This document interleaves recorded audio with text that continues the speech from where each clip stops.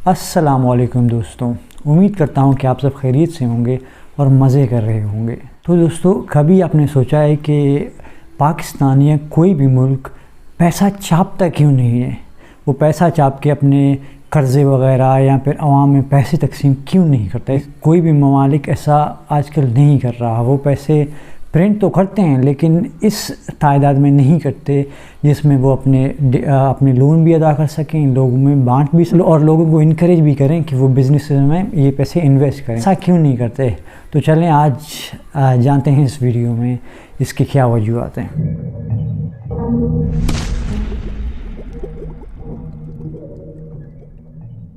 तो दोस्तों, पैसे छापना किसी भी कंट्री की इकोनॉमिक आउटपुट या प्रोडक्टिविटी को इम्प्रूव नहीं करता।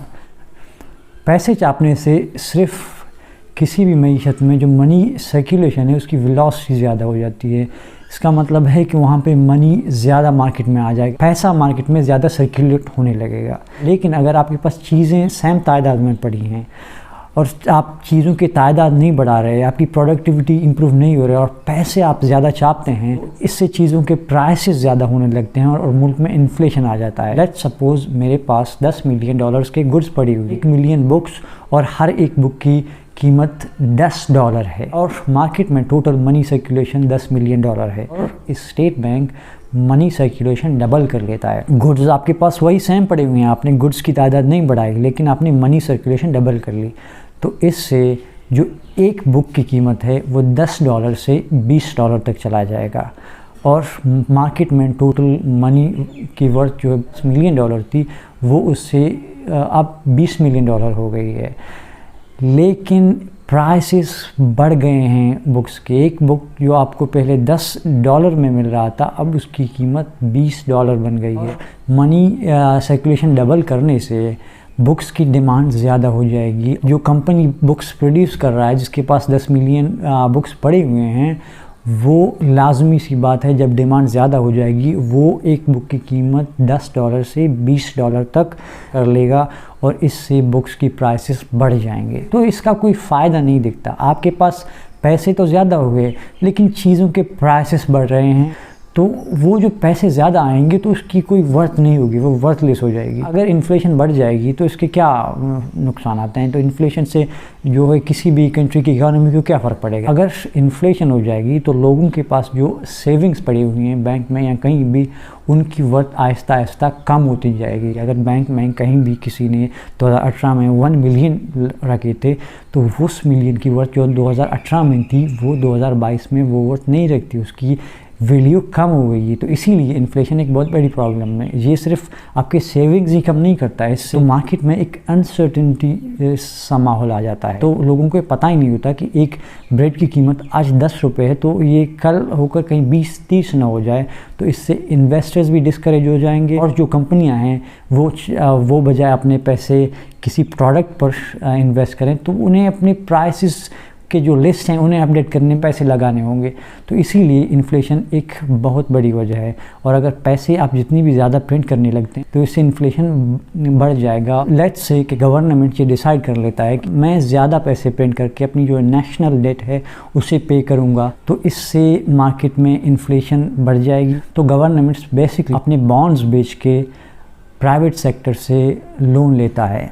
तो बॉन्ड्स एक किस्म की सेविंग है। लोग गवर्नमेंट्स बॉन्ड्स खरीदते हैं क्योंकि उन्हें लगता है गवर्नमेंट बॉन्ड एक सेफ़ तरीका है इन्वेस्टमेंट का। लेकिन अगर इन्फ्लेशन बढ़ जाएगी तो इससे लोग डिस्करेज हो जाएंगे, वो गवर्नमेंट्स बॉन्ड ख़रीदना बंद कर देंगे और जो उनके पास बॉन्ड्स पड़े हुए हैं वो और बॉन्ड्स नहीं खरीदेंगे। इससे गवर्नमेंट को मुश्किलात पेश आएंगी और वो नए कर्ज़े नहीं दे सकेंगे, जिससे इन्वेस्टर्स भी डिस्करेज हो जाएंगे इन्वेस्ट करने और गवर्नमेंट को इन्वेस्टर्स को इनकरेज करने के लिए हायर इंटरेस्ट रेट पे करना होगा, जिससे मुल्क की इकानमी है वो कोलैप्स कर जाएगी। कई ममालिक ने ये कोशिश की है नेशनल इकोनॉमिक आउटपुट बढ़ाए पैसे प्रिंट करने से। Zimbabwe, south Africa, Venezuela, even Germany ने ये कोशिश की थी कि ये पैसे प्रिंट कर सकें। 90s में वर्ल्ड वॉर 1 के दौरान जर्मनी ने अपनी जो वॉर है उसे डेट के थ्रू फाइनेंस करने का सोचा और उसे लगा कि ये जंग हम जीत लेंगे और बाद में जब हमें ये डेट वापस पे करनी होगी तो हम जिन ममालिक में जा के जो रिसोर्सेज पर कब्ज़ा कर लेंगे, उसके थ्रू जितने भी लोन हमने लिए हैं वो हम वापस कर देंगे। लेकिन जर्मनी वो जंग हार गया था। बाद में जो रेपरेशन के थ्रू उन्हें जो लोन वापस पे करने, तो वो जर्मनी अफोर्ड नहीं कर सकता था कि वो अपने जो है लोन वापस पे कर सके।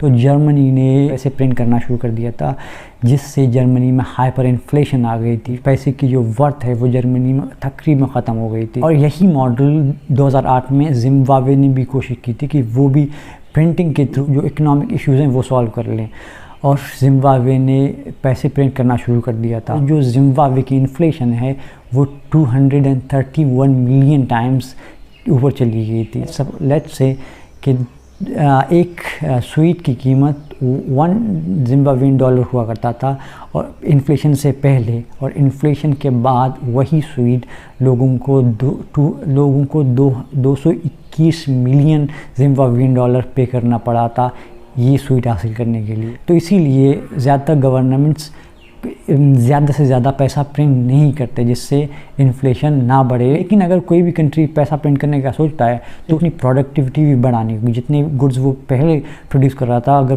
वो पैसे डबल कर देगा तो इससे इन्फ्लेशन भी रुक जाएगी और वो पैसे प्रिंट भी कर सकेगा। पैसा प्रिंट करना हमेशा ही एक बुरी चीज़ नहीं होती। जब मार्केट में पैसे की सर्कुलेशन कम हो रही है और पैसे कम पड़ रहे हैं बिजनेसेस को नए चीज़ें प्रोड्यूस करने में, लोगों के पास भी पैसे कम हैं स्पेंड करने के लिए, तो तब गवर्नमेंट्स पैसे प्रिंट करने का सोच सकते हैं।